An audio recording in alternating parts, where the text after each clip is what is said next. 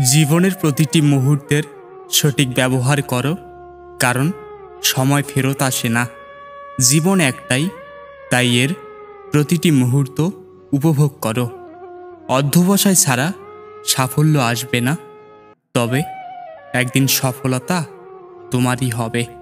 যতটুকু শিখবে তত বেশি খোলামেলা এবং প্রজ্ঞাশীল হতে পারবে।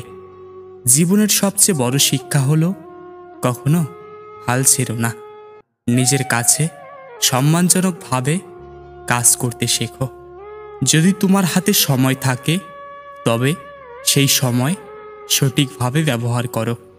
শক্তি একদিন তোমার ভেতরে জাগ্রত হবে যদি তুমি চাও। সফলতা অস্থায়ী নয়, এটি কঠোর পরিশ্রমের ফল।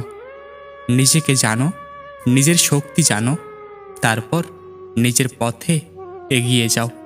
সফলতা এমন একটি বিষয় যা ধৈর্য এবং পরিশ্রমের ফল। নিজেকে জানো, নিজের ক্ষমতাকে অনুভব করো এবং এগিয়ে যাও। কোনো কিছু শেখার জন্য নিজের সীমাবদ্ধতাগুলো মেনে নাও।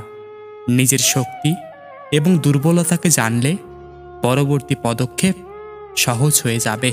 জীবনের প্রতিটি মুহূর্তকে সুযোগ হিসাবে গ্রহণ করো। নিজের ভেতরের শক্তিকে জানো, তারপর সাফল্যের দিকে এগিয়ে যাও। পরিশ্রমের মাঝে সুখ এবং সফলতা থাকে। শিক্ষার কোনো শেষ নেই। জীবনে প্রতিনিয়ত শিখতে থাকো। নিজের উন্নতির জন্য প্রচুর পরিশ্রম করো। সফলতা একদিন আসবেই। জীবনের সঠিক সিদ্ধান্ত নেওয়া সাফল্যের প্রথম পদক্ষেপ।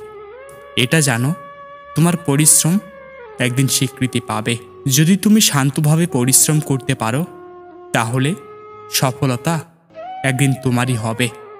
জীবনে সবচেয়ে বড় শিক্ষা হলো প্রতিদিন কিছু না কিছু নতুন শেখা। তোমার সাহস, ইচ্ছা এবং অধ্যবসায় তোমাকে সফল করবে।